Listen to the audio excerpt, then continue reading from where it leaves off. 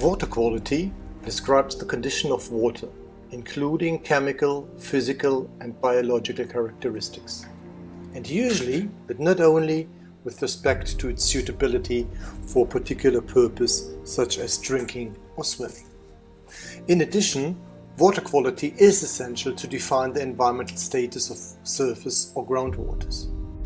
But who defines what is good or bad water quality?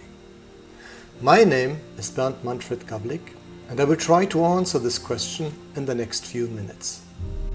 Water quality is defined by the knowledge we have from scientific observations.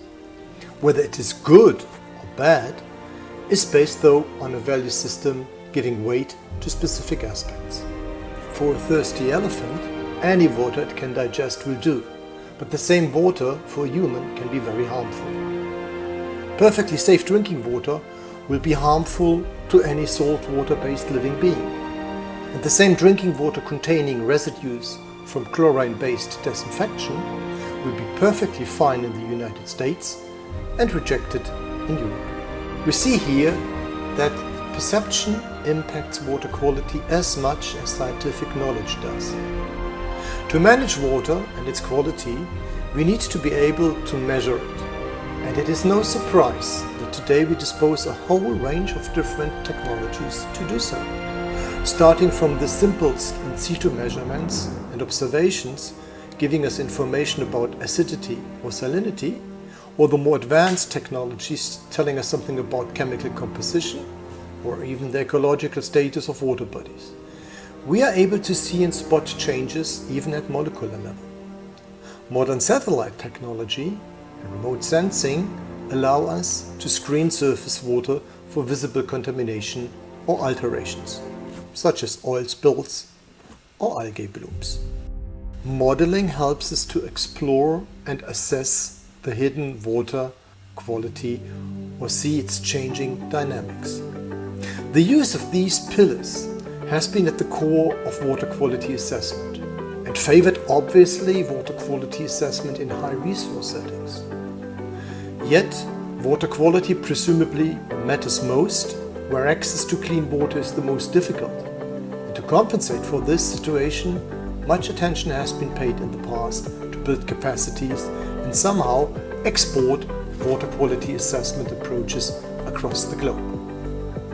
At the same time, we observed that with more data about water quality, mistrust and concern grew. And we observed the birth of citizen science initiatives challenging more and more the traditional schemes of water quality assessment. Today we know that citizen-based observations can be an impressively useful tool, which unfolds its full potential if linked to the aforementioned technologies. Yet, we struggle to embrace the integration of the four components for a global and systematic assessment of water quality. As mentioned above, water quality is defined by a value system, a system which must be based on objective science but equally consider subjective perceptions. As a result, this calls for water quality assessment rooted in social engagement. Or in other terms, it is not sufficient to measure water quality for the citizen, but involve him and her in the process. Why? Because ultimately, the individual perception will create the political reality of what is good water quality. Join us in making this idea a reality. Thank you for your attention.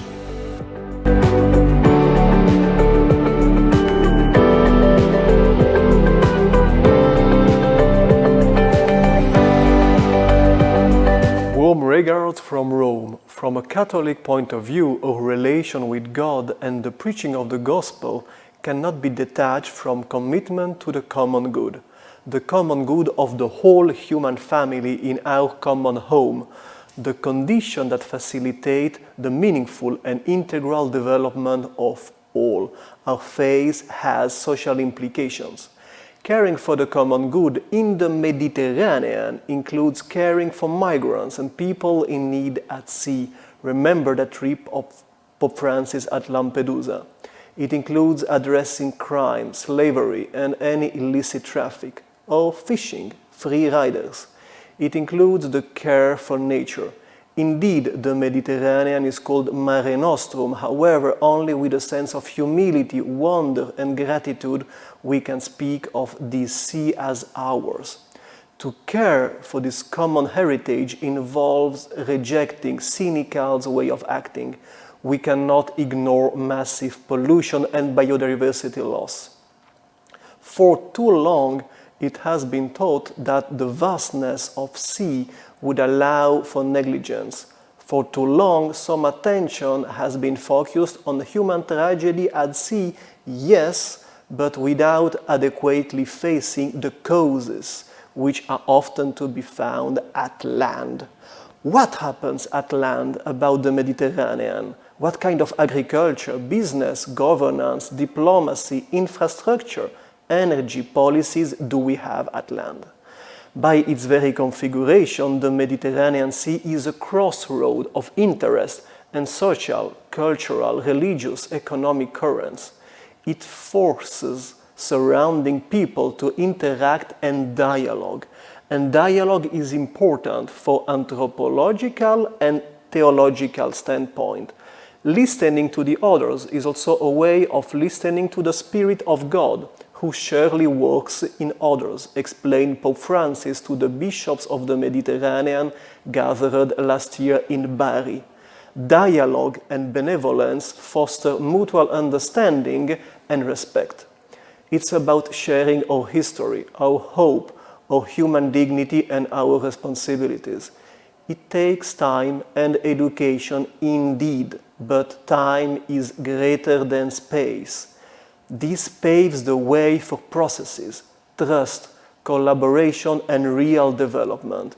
So, in common, let's take care of this common heritage, the Mediterranean. Since water and sea have a very special role in many religions, it is so meaningful for believers to cooperate in the case of transboundary shared waters. In conclusions, let's recognize the value of Mediterranean's water for peace. Thank you very much.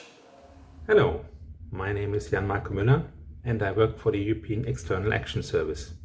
When I was asked to record this little video as input to the session, The Mediterranean Renaissance, I asked myself, but Renaissance of what? Renaissance of ancient Egypt, of classic Greece, of the Roman Empire, or in fact a Renaissance of the Renaissance? Already this short and non-exhaustive list shows you how much the Mediterranean has shaped human culture and human thinking. It is no coincidence that during all these times science and engineering on the one hand and culture, religion and faith on the other played a pivotal role. It was precisely this dialogue that enabled inspiration and innovation and the search for answers, the search for the truth. And it is certainly no coincidence that this happened in the Mediterranean, which has always been a crossroads of people, of minds and ideas ever since humans left Africa. To give you a few examples, we write on paper, which is a word derived from the Egyptian papyrus. We calculate with Arab numbers. Our doctors stick to the Hippocratic oath, and we use the Gregorian calendar. These are just some of the multifold inventions and innovations which we owe to the Mediterranean. Now, why am I telling you all of this? Today's world is faced with unprecedented global challenges. The Mediterranean is like a burning glass for these. All climate models will tell you that the Mediterranean is going to be a hotspot in the literal sense of the word with respect to global warming, to water scarcity, to migration, and many other issues. To tackle these enormous challenges, we need all the brains we can get, and we certainly cannot afford using only half of the brains, those that happen to be in a male body. Because women very often come up with very smart solutions by looking at an issue from a different angle. Solving these contemporary challenges will require precisely for what the Mediterranean has always stood for, coming up with innovative solutions based on a collaboration across borders, physical and mental borders, but at the same time happening within a stimulating environment of culture and arts. because that's the Mediterranean way of doing things. It's not just about solving a problem, but about solving it in a way that is beautiful and inspires people. So what we need is indeed a Mediterranean Renaissance built on a rich legacy of the past, bringing together nations and cultures across divides. As we can see in the Sesame synchrotron near Amman, where Israeli scientists work with Palestinian scientists, as we can see in the ITER nuclear fusion reactor being built near Marseille, with the support of the EU, the US, China, Russia, India, and other world powers. Science diplomacy and cultural diplomacy can both play a crucial role in fostering common understanding and building trust, as does the dialogue between religions. Because the truth is, science and religion have one big thing in common. Both give hope. And the Mediterranean is a region of hope for humankind. Thank you for listening. Good morning, good afternoon. My name is Bernd Gablik. Welcome to panel 6, in which we will deepen a little bit the discussion about the necessary link for collaboration between the sectors and regions in the Mediterranean, in where we try to recognize the true link between the societal, socio-economic, and environmental challenges by engaging all members of the Mediterranean society on a basis of empathy, opposed to mistrust and enmity, thus striving to establish permanent dialogue among all actors on what we like to call the quintuple helix. Collaboration, recognition, engagement, and empathy, dialogue form a word called creed. And it is this Mediterranean creed we are going today to discuss with the members of this panel. I would like to welcome Nina Cassandra from the European Commission's Science Service, the Joint Research Center, Tebaldo Vinciguerra from the Holy See, in charge of promoting integral human development, Jan Marco Müller from the European External Action Service, and certainly last but not least, my dear friend and colleague, Almuta Savadi from the Union for the Mediterranean. Welcome to this panel. Welcome also to the audience out there, certainly interested to see on how we are going to look at this bridge between technology and science on one side, arts and culture on the other side, and creating a bridge for people and politics in the Mediterranean. Having said this, I would like to call in Nina Cassandra. You are working in the Knowledge Center for Migration, certainly a hot topic, a difficult topic. We have seen a lot these sessions before us. I would like to ask you to introduce yourself and talk a little bit about the difficult world you experience when you work at this interface between science and policy on such a challenging subject. Over to you, Nina. Welcome. Thank you very much, Bernd, and thank you for inviting me. So, as you mentioned, I work at the European Commission Knowledge Center for Migration and Demography, and here I am responsible for the Science for Policy interface, and that means translating the science, the scientific results that our researchers do, into messages and narratives that can be more easily understood by the policymakers in Brussels. I have many years of experience before coming into this role in communicating science for EU policies. And what I would like to discuss with you today are indeed the challenges linked to communicating about science and the scientific results linked to a topic which is as politically sensitive as migration, and also how the scientists communicate with the policymakers at the science policy interface. Thank you very much. Yes.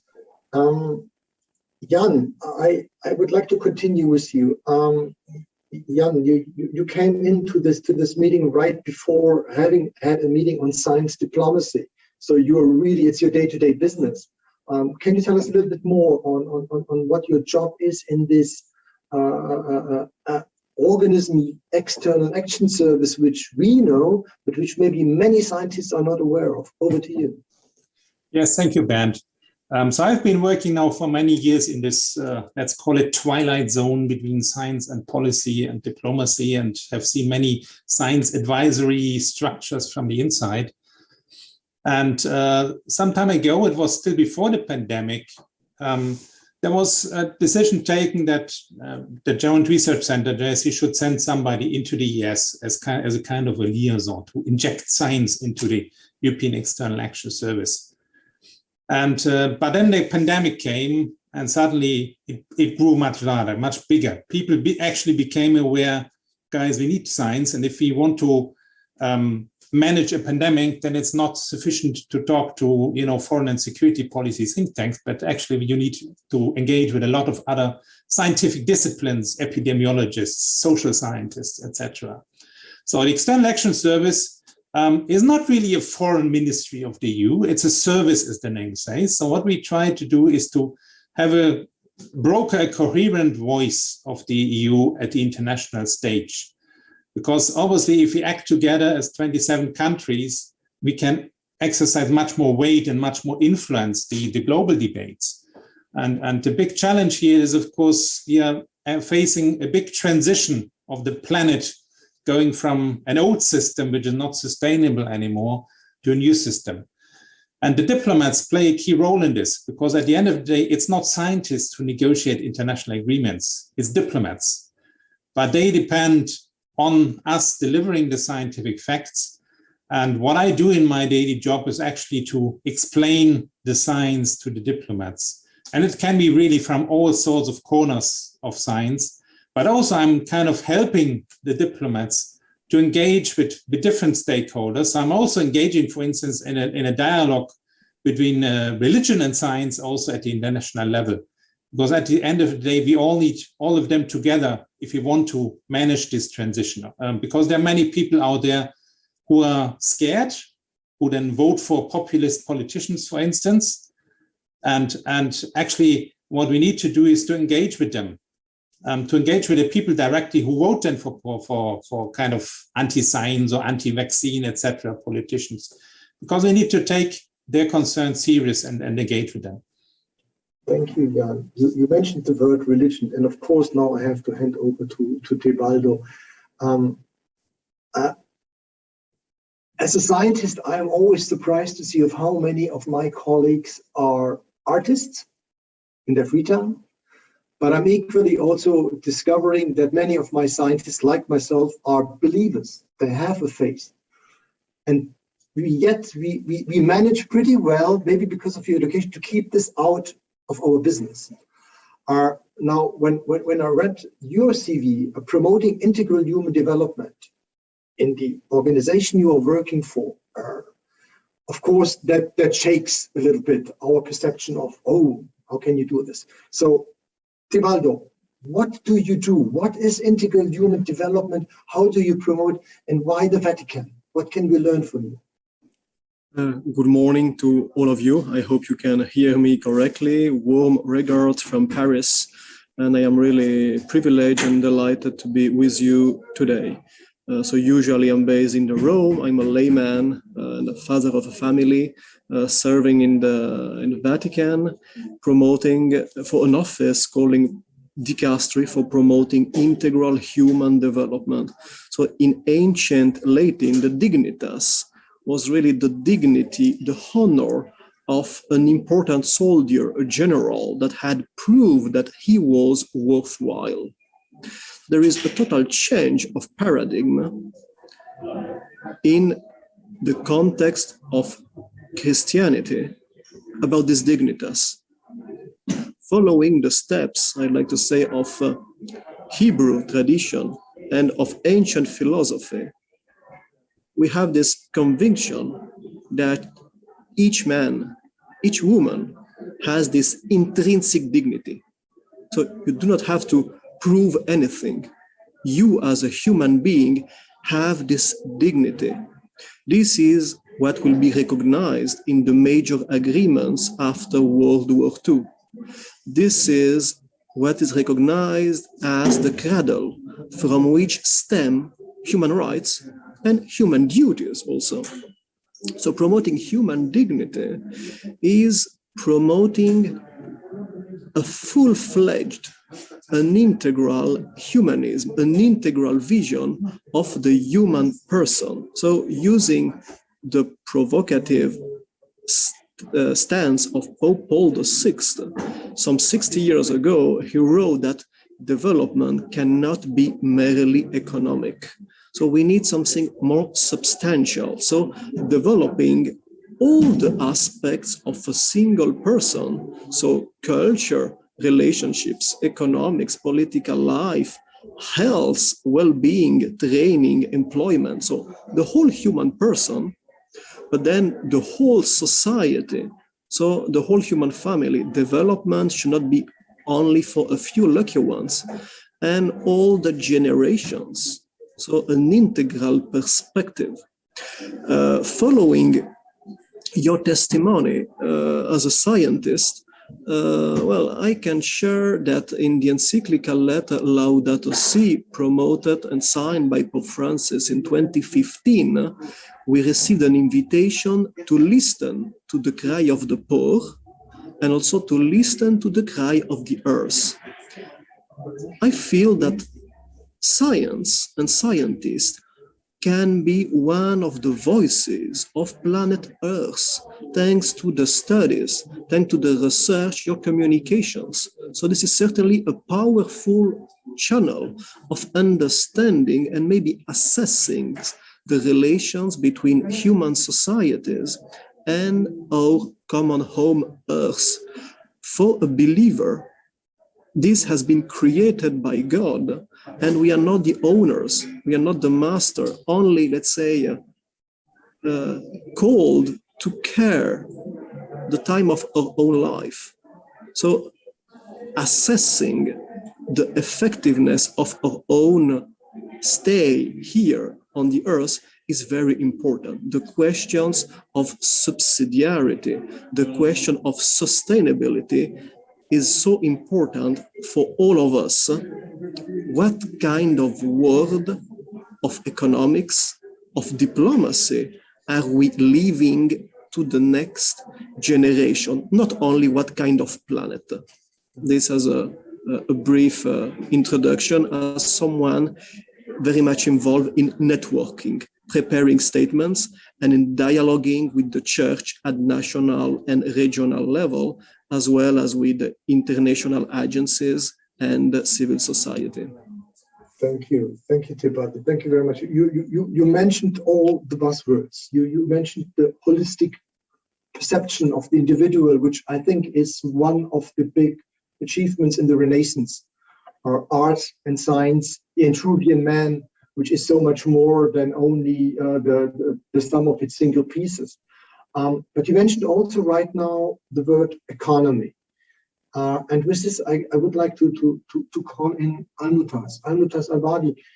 We have been working over the last years in creating indeed this novel publication on the gateway for the future of the Mediterranean, which we define very much as being based on the interlinkages between water, energy, our food systems, and the environment. And it will be presented tomorrow in the concluding section. So I know you are a hard worker on bringing together on what is virtually impossible, all actors around the Mediterranean. Can you tell us a little bit more about the work you do?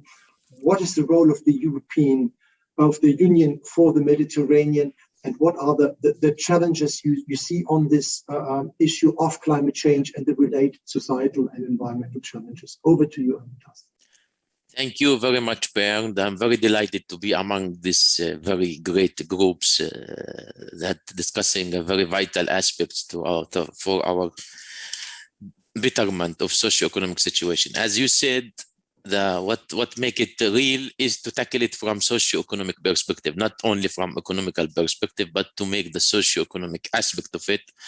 And considering that I was hearing also things related to the religious and cultural things from the past, if we go to the past, the sea was seen by Phoenicians, and especially Malikan Baraka, who used the sea to connect all dots around the Mediterranean, seeking to enhance the socio-economic situation around the Mediterranean from the eastern to north and west Mediterranean. So now in the Union for the Mediterranean, we are keeping the same spirit. The spirit is to look at the challenges at the Mediterranean of the countries and beyond. And here when I speak about the Mediterranean countries, I am not talking about only the countries around the sea, but also including the political framework. Here we talk about 27 EU member states plus 15 non-EU member states, starting from Mauritania until Egypt, from the North Africa, and starting by Palestine, Israel, as well as Jordan, Lebanon, before Syria. Now it's not part of the process. Hopefully they will come back soon, until Turkey and the 3 Western Balkans. So this is the region that we are talking about. And naming the region, absolutely you will know that I am talking about a region that remain very complex when it comes to aspects related to the socio-economic, climate, environment, governance, even security challenge. And there also something related to an overarching major problem, which is the lack of access to a good socio-economic rights and possibilities. And acknowledging these facts, sitting in Barcelona and working with the water sector, so our duty is not to tackle the water quality issue. Our duty in the Union for the Mediterranean is not to also tackle the technical part. Meanwhile, we are contributing to best practices on this. But the water in my office here is used to enhance what we call it the regional cooperation and to promote for the integrated approach when it comes to working together. Here we are talking about the transboundary water cooperation. Yes, it is part of our work, but we go beyond this, which is what we call it a variable geometric cooperation. And here we talk about exchange of science and technology and how to build dialogue and how to replicate the best approaches in the Mediterranean countries to other Mediterranean countries by respecting their specificity. And a huge challenge on this when it comes to talking about how to do this. This is very huge challenge. Why? Because other people said that we have this platform, that it's multiverse platform, that we bring technical experts from different ministries, as well as from the civil society, women organization. But at the end of the day, when we go to negotiate a declaration at political level, the minor role for those people happen. See, they just start providing papers, but who negotiates is the politician. You're talking about all our processes goes on a negotiation to do declaration by the Ministry of Foreign Affairs, supported by the issues related to the sector ministry.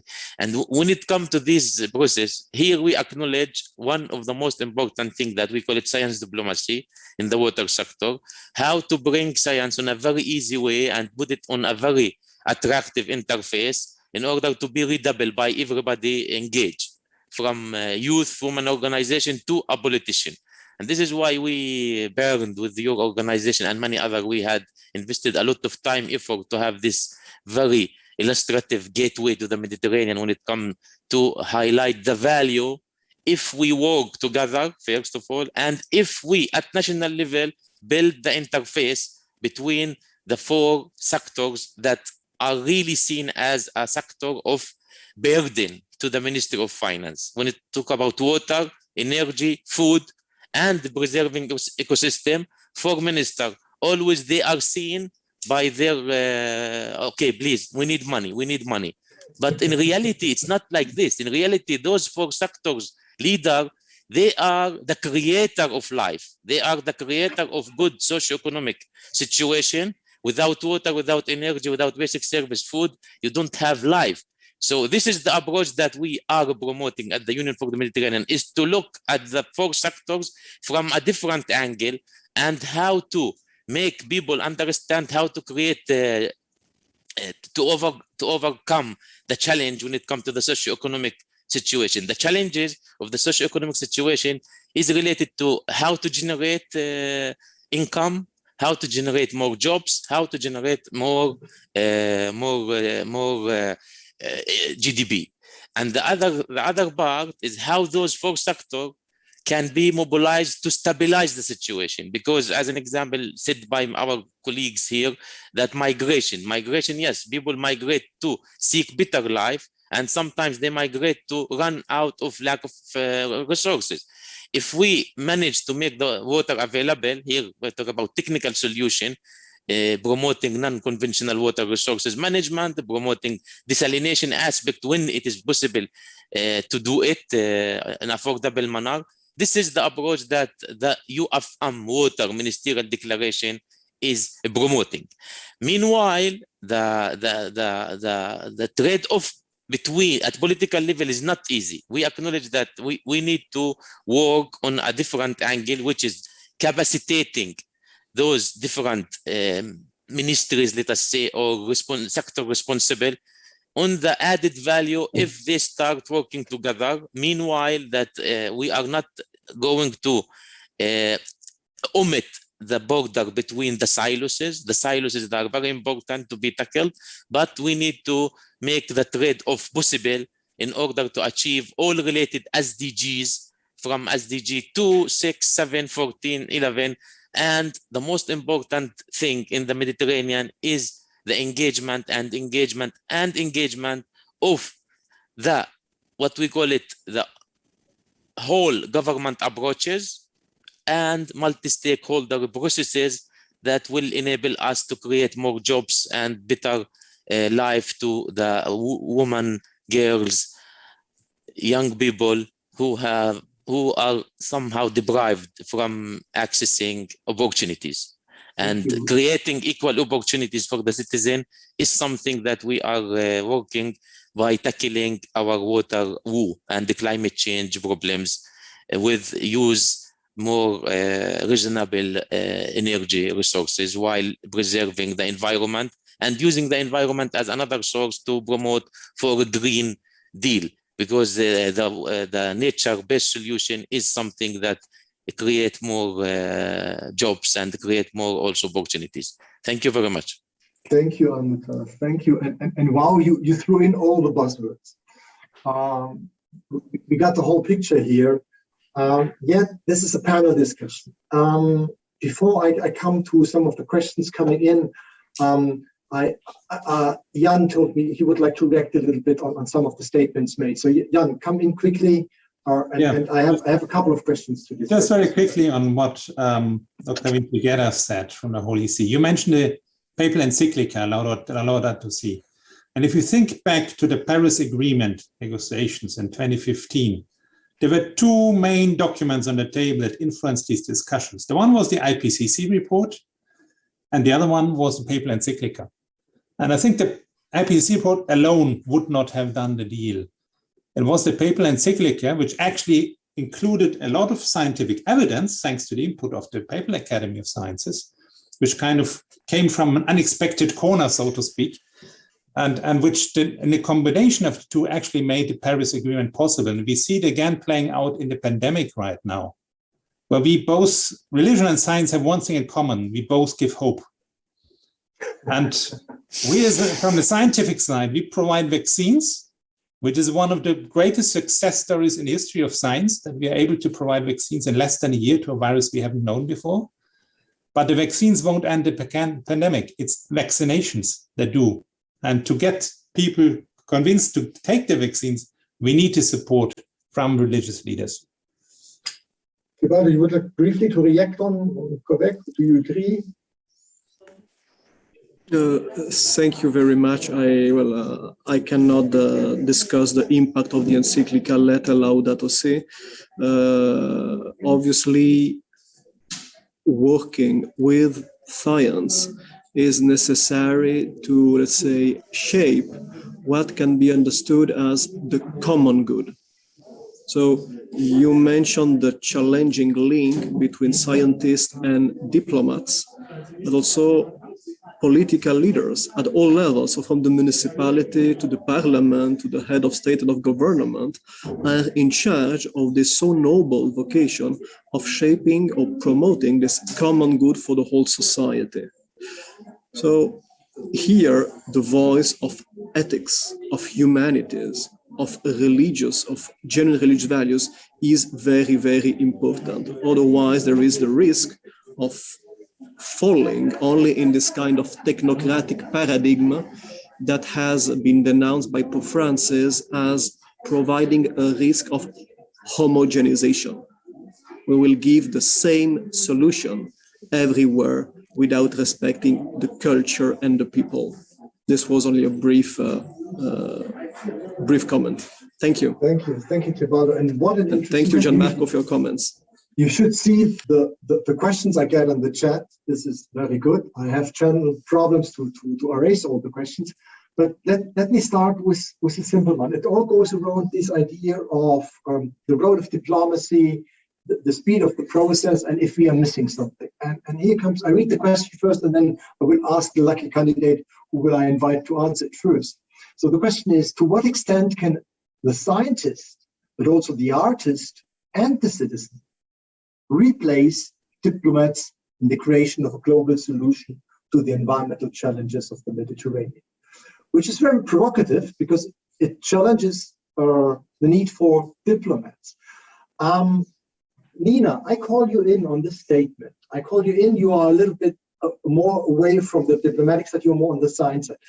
If I say this question to you, so to which extent can an alliance of scientists, artists, and citizens replace diplomats in the creation of global solutions? So I have in mind, of course, what has happened in the last 2 weeks at COP26, where the perception in the room was notably different from what we saw outside the room.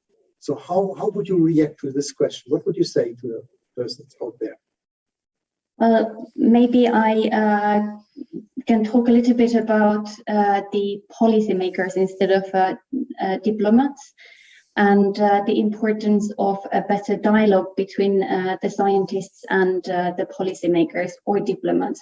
I don't think that the diplomats or the decision makers should be replaced by scientists, and I cannot see that happening also at the European Commission level. I cannot see the scientists alone taking decisions and coming up with global solutions. I really think that the science is one part of the puzzle that needs to be taken into consideration, but there needs to be much more dialogue between the scientists and the citizens and the policymakers, and really a better understanding of the concerns of the citizens and the cultural identity and the values of the citizens in this whole process. And then better communication and better dialogue between the scientists and the policymakers in terms of really understanding what the questions are that we are trying to tackle and what kind of scientific evidence is needed in order to address these questions. So I think there is an effort at the European Commission also. I mean, there is an effort, a systematic effort to try and improve the science support and science evidence base of EU policies. But I still see a small gap in terms of the scientists really understanding what the policymakers, what the policy departments need, and then the policy departments understanding what the scientific results mean in terms of the policy debate. And I think this can be helped by a better dialogue from the start of the process.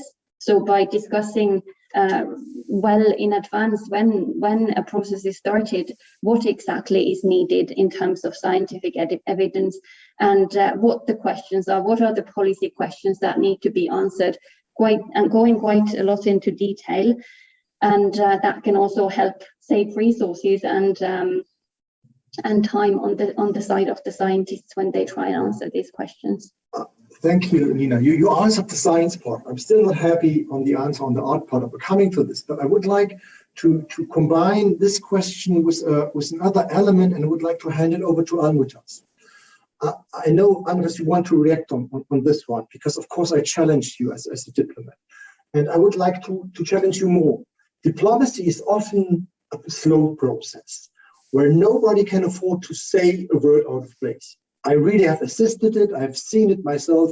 You really struggle, or sometimes on a single word, to put the parties in agreement.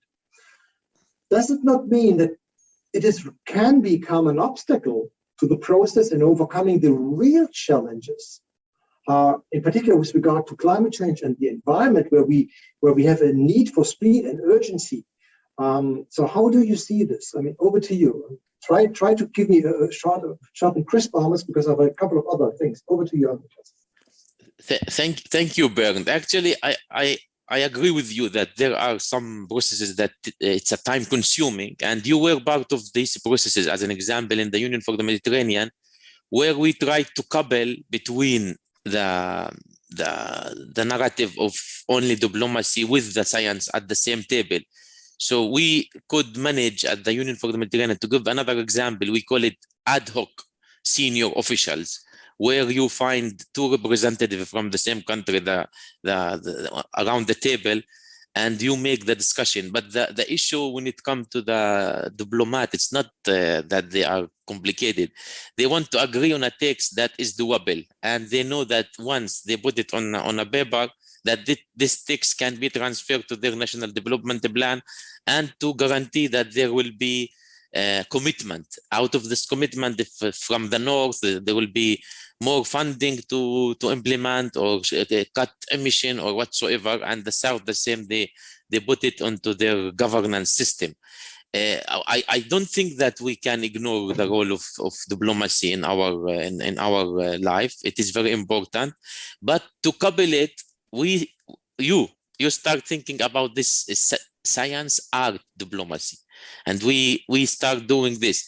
What is the problem? That you can find diplomats who are really scientists, who coming from the certain sector background, as well as they understand how to mobilize whatever around them, including art. And in my organization, this is what we make it very happy. In the organization where I work, we come from different countries. Some of us coming from the Ministry of Foreign Affairs, many of us coming from diplomat, but also coming from a sector organization. Like you will find an Egyptian coming from Ministry of Commerce, an Italian coming from Ministry of Foreign Affairs or Ministry of Cooperation, a Palestinian coming from the Ministry of Water, but at the end of the day, you cannot ignore the role of diplomacy. What is needed is to start redefining this definition and the sector orientation. But at the end of the day, if you want to produce a document that could be used, it will be negotiated diplomatically, and don't ignore the added value of having a political agreed or diplomatic agreed document as such. This, when we start with the scientists, it was like this big. With time, with the 3 meetings, it became very thin, but very condensed, and start people, when we talk here, I'm talking about the financial strategy.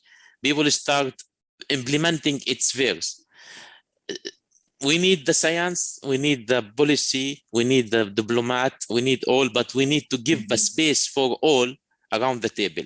So this is the new approach that we are tackling, that bringing the people around the table from different angle of the society, and this is what I call it the multi-stakeholder processes, and we need to support them with evidence and tools. Using art is a tool for them, and we need to show the added value and to evaluate these tools and how to penetrate toward the final decision at the political level. I tend to disagree that art is a tool, but I'm coming to that one. Let me jump in here a moment on something which Tebaldo has been saying, and Gianmarco agreed. So please, maybe Tebaldo, on the next question, you come in first, and Jan, I invite you to react on this one. We're coming back to the art with the question afterwards. Religion and science give us hope. That's what I heard from you both, more or less confirming each other. But the question is, does it give us trust? I think this is one of the questions we have to answer. So maybe Tebaldo, over to you. Religion and science give us hope, does it create trust? Religion can give hope. Science can explain and indicate a path.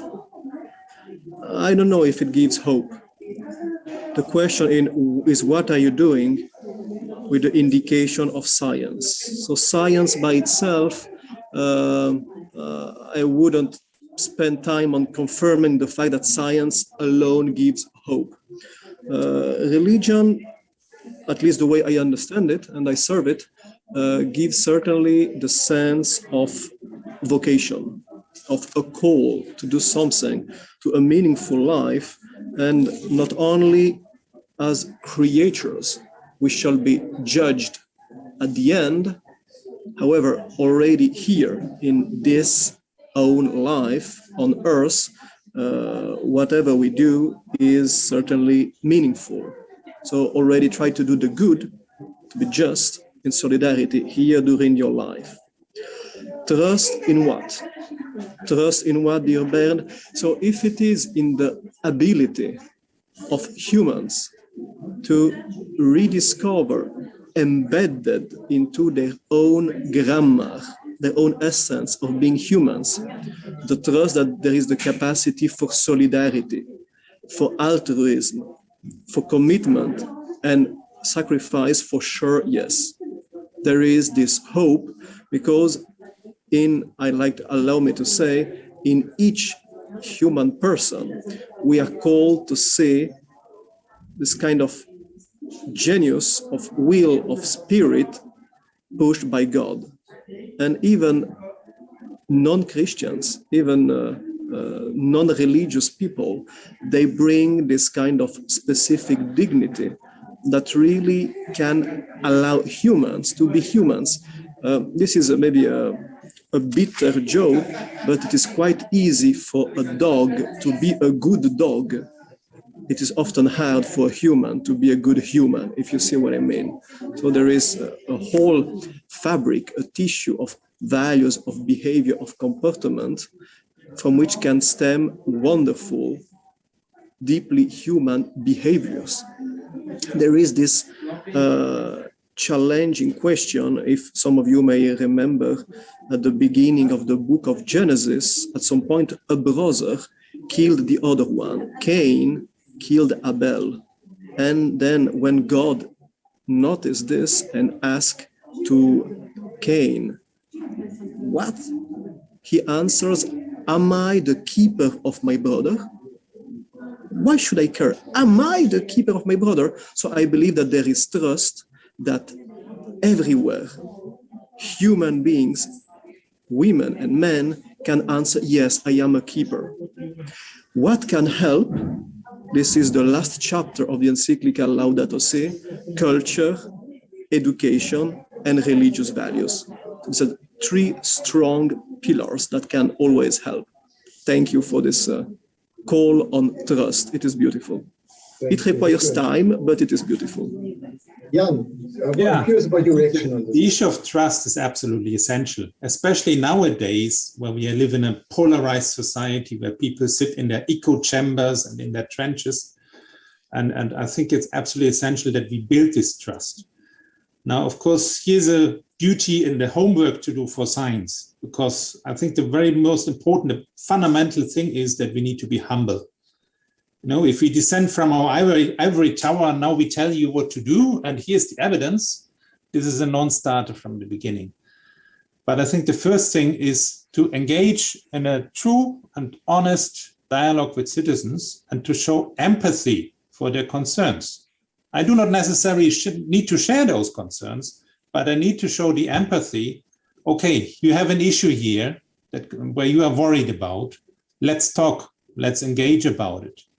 And very often I've seen when engaging in dialogues, especially on very controversial issues, you know, be it genetic engineering, be it nuclear, be it fracking, be it whatever, all these very controversial topics, stem cell research and so on. Let's talk about what is it, what concerns you, what you're worried about.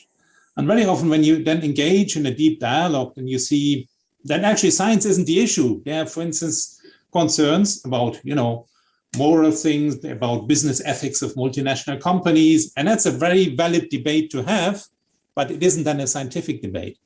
But the first thing is really to show this empathy and really to engage in a debate where we actually take concerns seriously and discuss them. And this is the point where arts, for me, and culture comes in. I mean, it's not by chance that Tevaldo, you are at UNESCO right now. It is not by chance that we have UNESCO sitting on board. It's not by chance that we created this gateway, which will be presented tomorrow in a collaboration between arts and science, because both strive for truth. I mean, the element of truth is very important for trust building. The science goes for an absolute truth, and the artist goes for a very inner personal truth, which he or she would like to share. So let me come to this question from Maria Rosa, from Rosa Maria from the chat.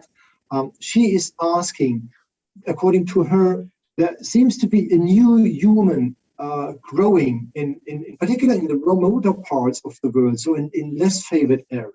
Do we, as panel, think that this is a sign about one culture and one education for Mediterranean as a possible way forward? So emphasizing more the cultural commonalities rather than the differences, which we tend to emphasize a lot.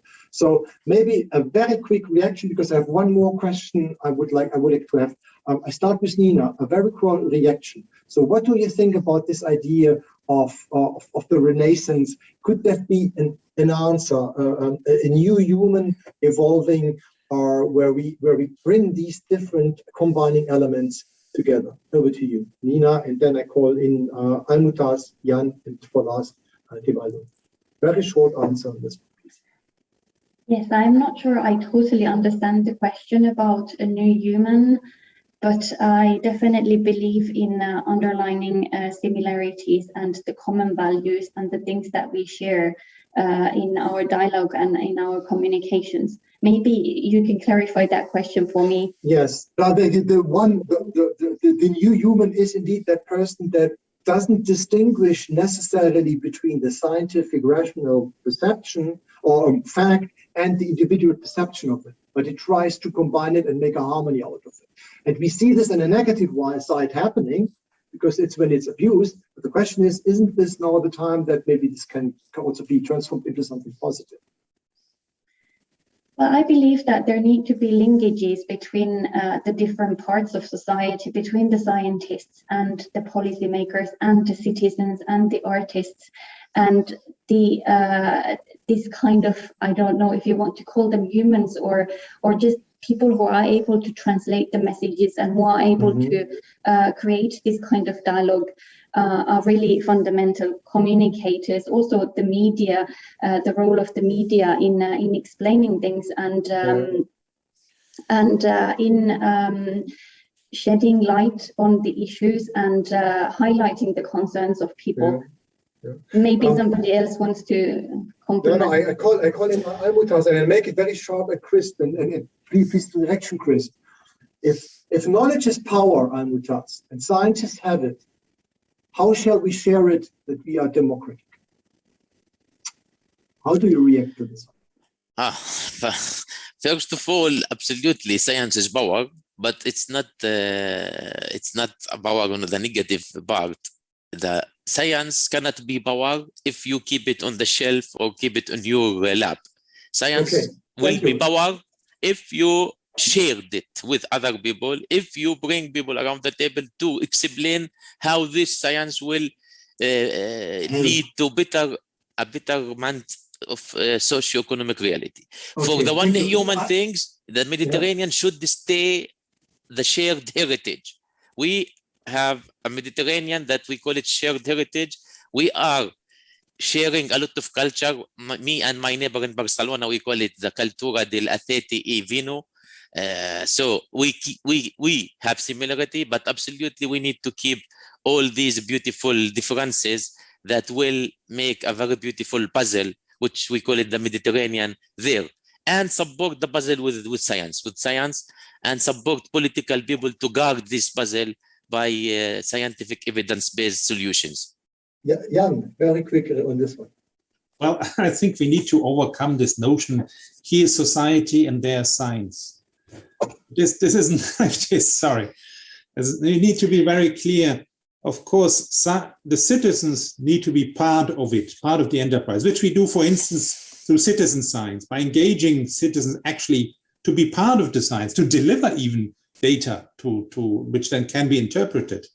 And I think it starts even a step before, which is about enthusing people for what we do. It's sharing the wonders of science, which we do through science festivals, science museums, etc., etc. So just creating this positive spirit in the society for science, then engaging them in it, being part of the project, so to speak, and then, of course, owning also the results of the science. Because at the end, what we want to go for is to become an enlightened society. You know, it's an enlightenment 2.0, which we need, in fact, where people actually embrace science and not, of course, not only as the only factor, because there are the other ones like religion, like arts, etc. They're all part of it. Thank you, Jan. Tebaldo, throwing this in of this idea of what Jan said. Your reaction on this one? Very quickly, as you asked, my reaction is in my vision. A great challenge is how the new encyclical letter Fratelli Tutti, so brotherhood, can be applied and understood in the Mediterranean context. I will conclude my contribution by reminding that Pope Francis had a meeting with bishops from all the Mediterranean area. And a couple of days ago, it was announced that he will have a new meeting with bishops and majors, also representative of local authorities from all over the Mediterranean. So following the path of dialogue and encounter, such as the declaration of Abu Dhabi between Catholics and Muslims. So the new culture has to be a culture of encounter. Thank you. Thank you very much. And with this, I come to it, maybe sort of the last question from Lesha from the chat.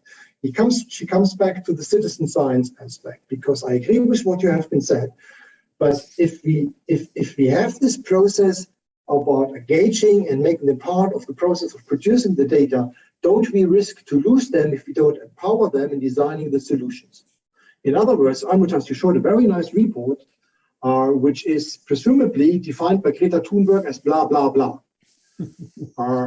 I'm provocative here, I know this. So the question is, how do we bring in the citizens in not only being used as a producer of science and a recipient of what we propose as a solution, but what is the paradigm shift we need to have to empower the citizen that at the end, he or she also embraces what we are proposing as a solution?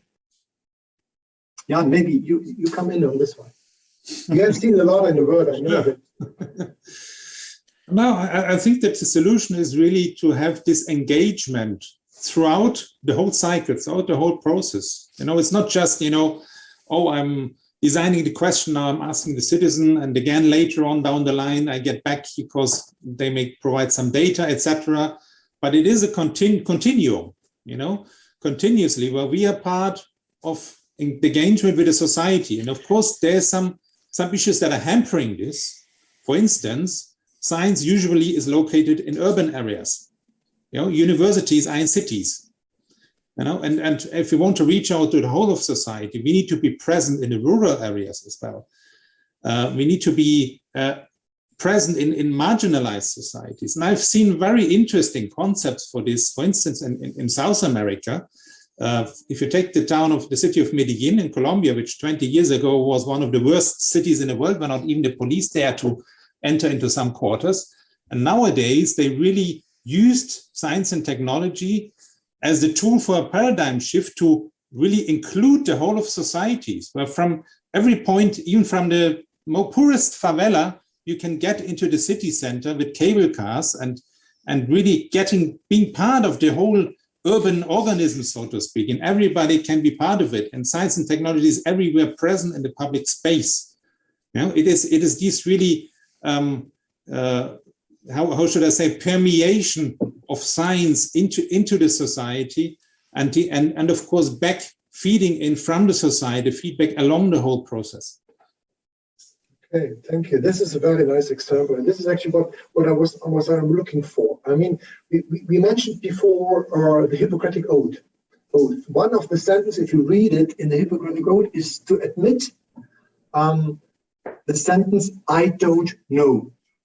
I don't know is something which a doctor has to say when he or she has not the answer.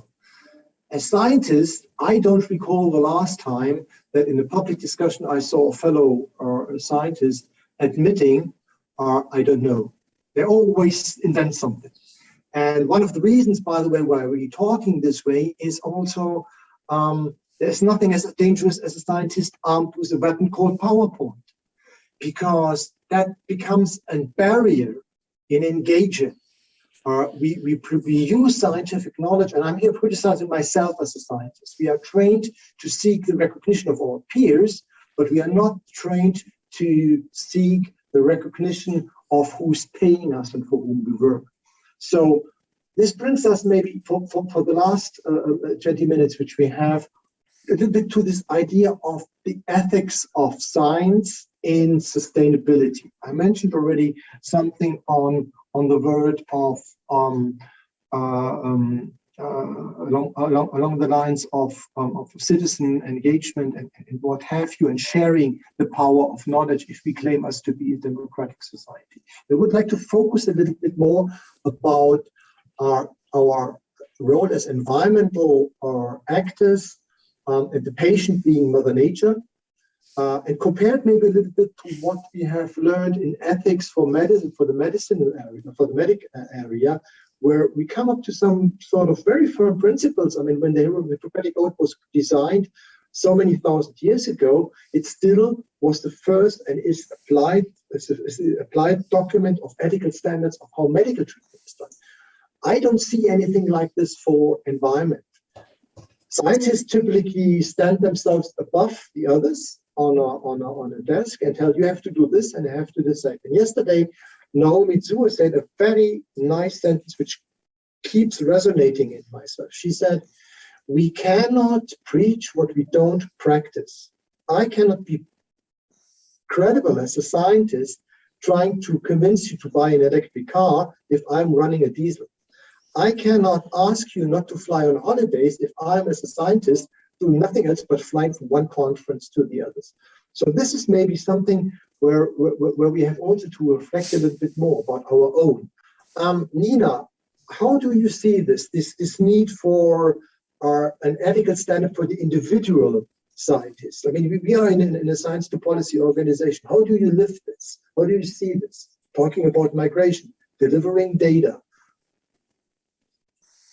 Well, I think that question about admitting that we don't know something is really important for everybody, for the scientists, but also for everybody else in society, for teachers and for policymakers, because admitting that we don't know something can then enable us to have that kind of dialogue and to talk about the problem and to discover what the problem is and to talk about the complexities and I think we should talk much more about the complexity behind individual decisions, behind the decisions that can be taken in order to safeguard the environment, to reduce emissions and so on. And what are all the other aspects that are influencing these decisions? And I think this is something that should really be part of the process of citizen engagement, explaining complexity, and we should become much better in explaining complexity and highlighting all the interlinkages and the different aspects and decisions and information that need to be taken into account in order to take decisions. Thank you. Amutas, I was came down very heavy on you as diplomat, and I criticized you on the report. I challenged a little bit that the document you raised us, which condensed and simplified from a scientific document, let's say, to a political statement, will change the world. So I would like to give you the opportunity to react on this one. What, and not to me, but what do you tell to a Greta Thunberg calling COP26 a waste of time and doing blah, blah, blah? Well, I would like to tell Greta, and I think Greta is an important figure, and she has been so powerful in mobilizing young people, and she has a massive platform now to talk to people, to talk to young people. But I would really like to tell Greta now to move on from the criticism of policymakers and criticizing the way that policy decision makers are taking decisions and trying to go forward with these important global challenges, to using that platform and mobilizing the young people to come forward with proposals that could be presented in important events like COP26 was. And I would really invite them to do that, because I think we would need their input, and we would need to understand what kind of proposals could come from young people and from the citizens. Thank you, Nina. I would ask your chance. Fire back.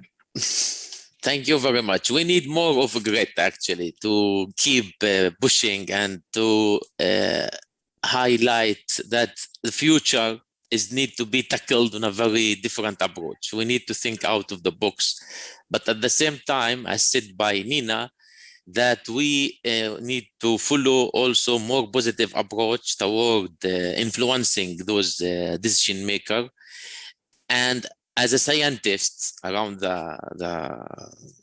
those politicians, I think I'm sorry to come to this point, but ethical framework, everything. But if we cannot, as a scientist, to explain it in a dollar value, we will not be successful. Sorry, unfortunately, this is the reality. We have to be realistic that any science before was promoted and produce product because it will have this dollar or euro sign amount of money that will bring to the society, bring to the system, bring to the region.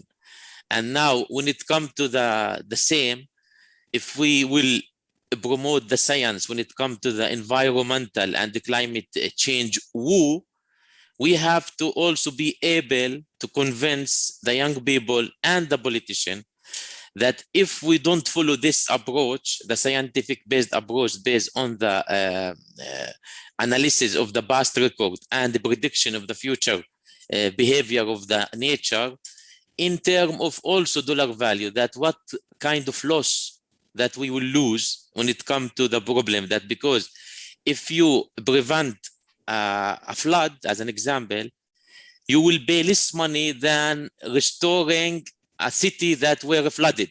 You understand my point? So this is the point that we need to work together, and this is the point that young people need to understand, that it's not a matter of fact that we will step outside the line and then everything will be wow rosy.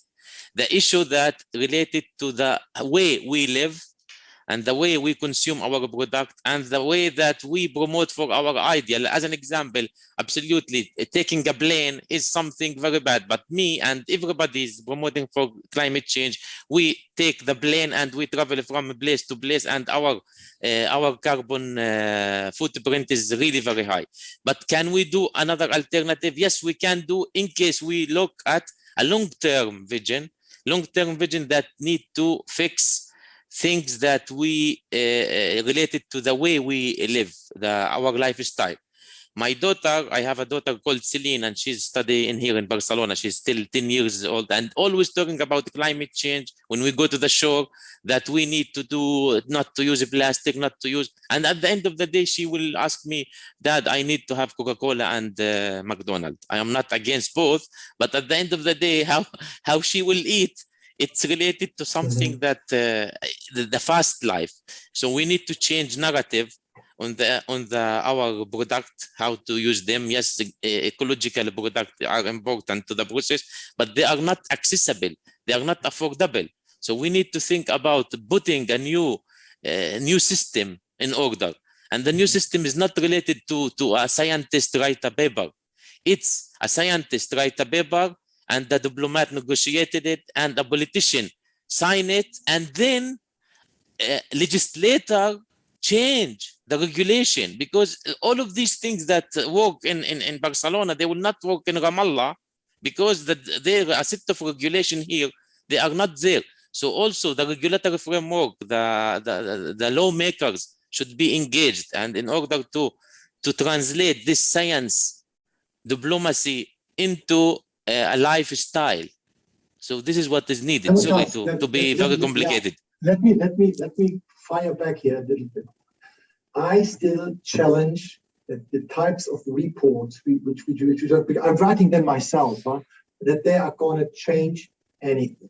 The examples of books or pieces of written pieces that truly changed are there. The Bible is certainly one of them, Tibor, and I'm coming to you in a moment. There are very important documents, but I challenge that my opinion is that the vast amount of documents we are producing with infographics are not worth the paper we are printing on. Why? Because they do not reach the man, woman in the street. In other terms, in sustainability, I think right now we are failing to answer the question, where is the deal in the Green Deal for the ordinary person, be it in a high resource setting in a city like you mentioned, or be it really in the conditions of poverty and the threat caused by climate change and the global instability and the raising difference between rich and poor.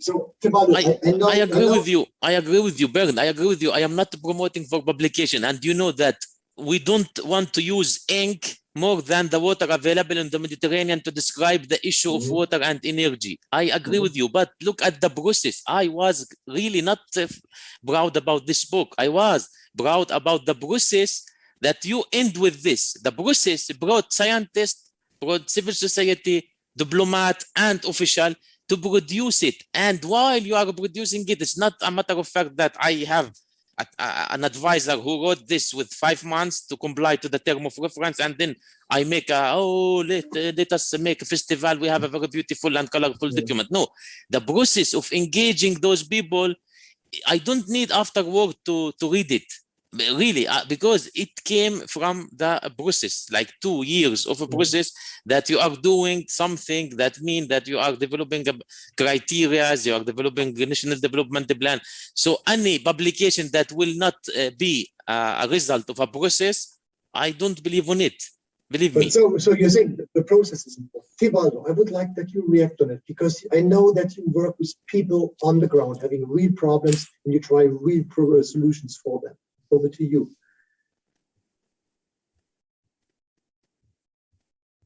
Thank you very much. I have in mind an initiative promoted by a network or an NGO called Eco Peace Middle East. Maybe some of you are already familiar with the activities. And there is one picture, one photograph with 3 majors. So if I'm not wrong, one from Palestine, one from Israel, and maybe one from the Jordania. And the 3 majors are bathing, so they are in the water of the Jordan River. So my call is for hands and feet on the ground and concrete examples, creating alternatives. Again, I will remain on water. There are quite simple ways of creating a pluviometer, well, something that measuring the rainfall, and having the class or the children discovering and getting acquainted with the reality, with gardening, with transforming, with whatever can take us nearer to the reality, instead of this that often disconnects us from the rhythm of nature and from the rhythms of the rhythm of the others. So here the call, without discarding scientific knowledge and publications and international agreements, obviously, but the call will be really to facilitate contemplation of nature and collaboration with nature, even for the ordinary people, even for the citizen in the city, because maybe he can have some small experiences, maybe in a square, maybe on the balcony, maybe together, where the link with nature and the link with the social, the society, can become a reality. And last comment, in the end, with the proper education, indeed, we need to strike the right balance of responsibility between the consumers, especially the consumers which have alternatives, and the others. And under the concept, the others, I include governments, and someone already mentioned regulations. I also include marketing, those creating standards. So consumers, yes, but also some other players have to do their job properly. Thank you, Thibaut. Jan, I know that you want to react. Yeah, I think we need to talk about the most uncomfortable topic for a scientist, and that is emotions. The world is about emotions. People is about emotions. And of course, we as scientists, we are supposed to be the voice of reasons, you know? We are supposed to be the Mr. Spock, very logical, cool, no emotions, etc. But I always tell my colleagues, look, the evidence as such needs to be free of emotions, because that's part of being trusted as evidence, that it is free of emotions. But this does not mean that we as scientists are not allowed to touch people's hearts, to show compassion. We see it in a pandemic. We talk about incidence rate and about cases. Each case is an individual, loved human being, and we need to show compassion for it. It's also something, by the way, which the European institutions need to learn. You know, European Commission is always seen as this technocratic, emotion-free body, and I always contrast this with the Eurovision Song Contest, which is, you know, cheering, and although it is a competition, we always think, oh, that's Europe, you know, and I'm proud to be European. And what is lacking here, I think, is the real vision that also shows that, let's say, that encourages the people, that enlightens the people. And you know, in the first 30 years, the European community was about peace and was about never have the Second World War again. In the second 30 years, after 1989, it was about freedom. Now, what is the European Union going to be about in the next 30 years? What's this kind of vision which inspires everybody, you know? And I think this goal of, you know, becoming the first climate neutral continent in the world, and to show actually that it is possible to let's say, to grow and to develop as a society without ruining the planet, to show that this is possible, I think is a vision which is encouraging. And again, it needs to be really combined with this vision with the emotional part, where we really show people, you know, we take care about you. We are not leaving anybody behind. Thank you, Jan. That would have been a very nice conclusion, but we are not there yet. We have one more task to accomplish together with me, which is indeed, we have had this session, and I would be not following my own advice in not preaching what I'm practicing. So I would like to, if the time you have, the few seconds, your recommendations from that panel on bringing together technology, art, people for better policy, for creating that creed, which I mentioned, so facilitating a collaboration between the sectors, the recognition indeed of the challenges we face in the Mediterranean, the engagement, the active engagement. And there have been quite a number of comments in the chat on citizen science. Yeah, fantastic, but then you do the project and later on you leave the citizen behind. This empathy, Jan, you just mentioned, which is so important, which is also my driving force. And I believe it is, and Thibaut will agree with me, it is really a fire inside where you know that is good. We have to bring over. We are humans. We are not cold. We are not only brain. Brain and heart are connected. Yes, the brain controls the heart, but what many of us don't know, the heart can control a lot of the brain, even biologically. When we go to meditation and things like that, those who are into it, they understand it. So how can we make this a more permanent dialogue? How can we come from Cassandra 21, or having also a warning sign in choosing the name of Cassandra, the person giving prophecies not being believed on a religious ground, by the way. So she was a priestess, not yesterday, as I said, God, she was a priestess, so she was serving a deity, something higher, warning us. And of course, she announced the destruction of Troy because she was not lead, and Troy being a symbol maybe for our own planet and region over there. I would like to call you for a very concrete recommendation or action you would like to see being happening after Cassandra, when the conference is over. And I would like to call in maybe Nina first, as one, knowing that it is a very difficult question to answer. Yes, I think that the engagement with the citizens should be throughout the process. So from not only in the start, but throughout, and then also in the end, not leaving them behind at some stages. So, you know, consulting them at regularly, and then keeping them as an integral part of the process. And I think what Jan Marco said about the emotions is really, really important. I think emotions is everything, also in terms of communications with the citizens. And that's something that we should try and improve on. Facts do not speak for themselves.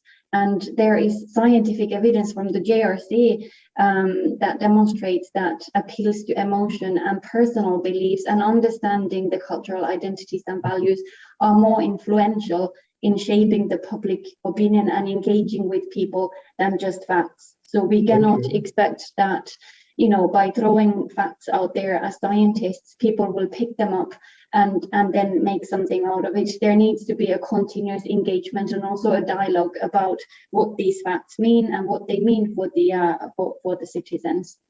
Thank you. So this is a clear invitation to Richard and his team to be very specific and clear recommendations, what's coming out of them, and let action follow. I would ask your wish, your proposal, or your view on a concrete action coming out of this panel. Thank you very much, Bernard.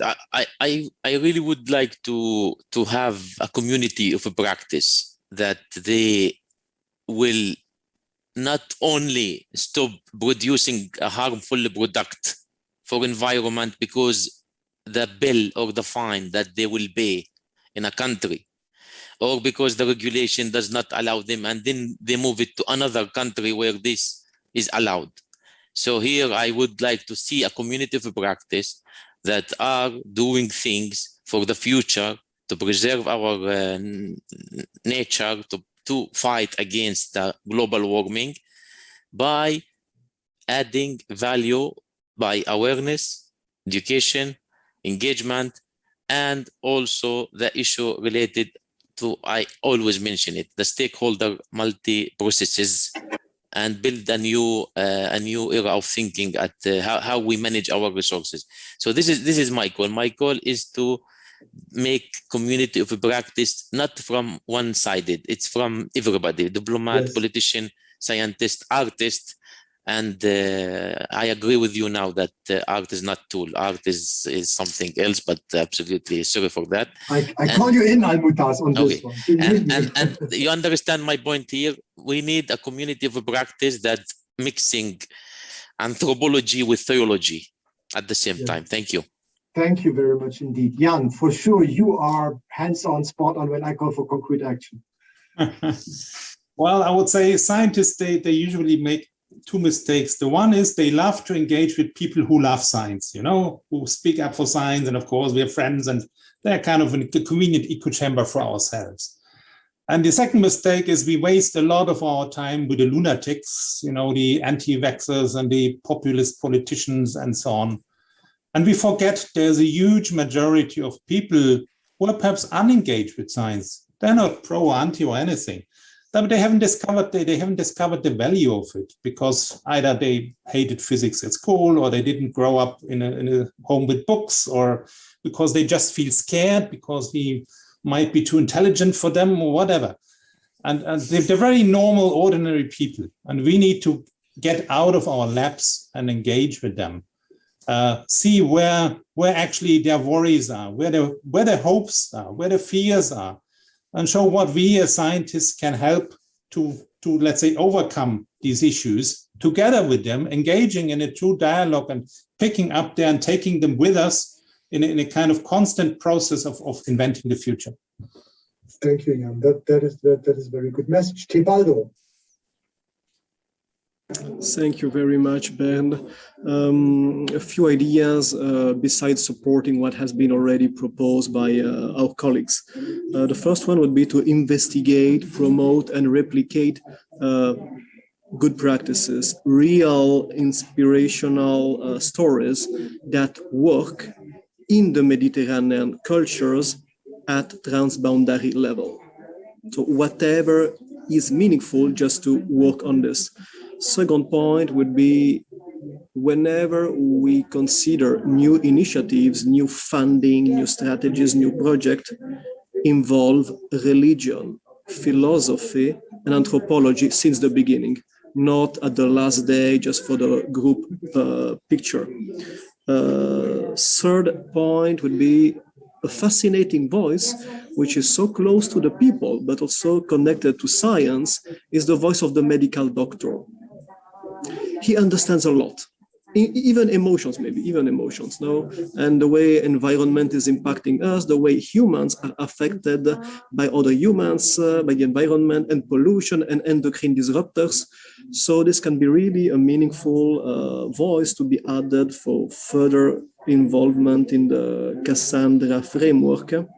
And finally, whatever can be done for empathy and fraternity should be done. Thank you. Thank you very much indeed. That is brilliant. I could not conclude better this session and picking this up. So the session is recorded. We will formulate it.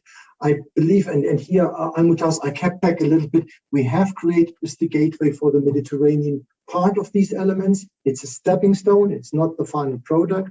We certainly can improve on sustainability issues. I take this. I would like to thank you all for the time you have spent listening to the panel.